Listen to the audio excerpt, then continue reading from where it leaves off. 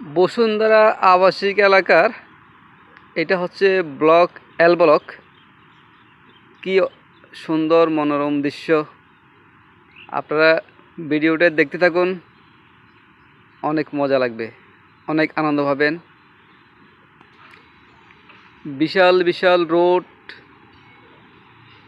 দেখতে অনেক ভালো লাগবে, আপনাদের এখানে ঘুরে যেতে মন চাইবে, এত বিশাল বড় বড় রোড। শাখা রোডগুলোও অনেক সুন্দর, যে দেখতে পারতেছেন আশপাশের অনেকগুলো বিল্ডিংয়ের কাজ চলতেছে। এক একটা কোম্পানির সুন্দর সুন্দর বিল্ডিং বানাইতেছে। এগুলা বিভিন্ন ডেভেলপার কোম্পানি বসুন্ধরার ভিতরে কাজ করতেছে।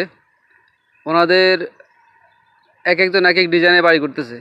আপনারা দেখতে পারতেছেন এটা এখনও, এটা এল ব্লকের কিছু কিছু রোড এখনও কাঁচা কাঁচা রয়েছে। তারপরও ওগুলা বিল্ডিংয়ের কাজ চলতেছে।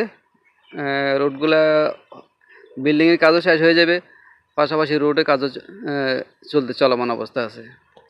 একটা প্লট দেখতে পাচ্ছেন, এটা হলো 20 কাঠা জায়গা।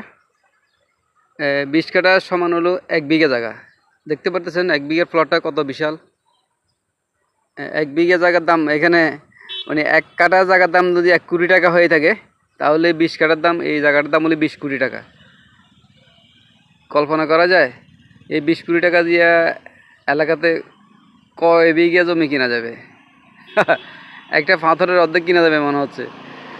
শহরের প্রতিটা জায়গার দামে অনেক। দেখেন এখানে এক একটা বিল্ডিং, হাই রেজ বিল্ডিং বানাচ্ছে, বড় বড় কোম্পানি এবং সুন্দর সুন্দর বিল্ডিং ফ্ল্যাট বানাচ্ছে। এগুলা প্রতি স্কোয়ার ফিট বিক্রি করতেছে ওনারা 10,000 করে। তাতে এক একটা ফ্ল্যাট কিনতে গেলে আপনাকে 1 কোটি টাকার উপরে খরচ হবে, 1 কোটি থেকে 1 কোটি 20 লক্ষ টাকা। এল ব্লকের অনেক বিল্ডিংয়ের কাজ চলতেছে, দেখতে পাচ্তেছেন এক একটা সুন্দর সুন্দর বিল্ডিং, দেখে খুব ভালো লাগতেছে। আসলে আবাসিক এলাকা সবচেয়ে বড় হাউজিং হলো বসুন্ধরা আবাসিক এলাকা। খালি বিল্ডিং আর বিল্ডিং, বিল্ডিং আর বিল্ডিং উঠতেছে। রোডগুলো দেখেন কত চমৎকার রোড।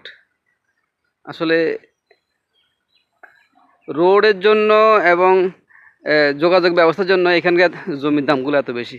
না হলে তো জমিতে ঢাকা শহরে অনেক জায়গায় জায়গা আছে, কিন্তু অনেক সুন্দর। আমার কাছে খুব ভালো লাগলো পুরো এলাকাটা। এটা আমি এখন এই মুহূর্তে এল ব্লকে আছি। কেমন লাগলো ভিডিওটা বন্ধুরা জানাবেন। সবাইকে ধন্যবাদ। আসসালামু আলাইকুম।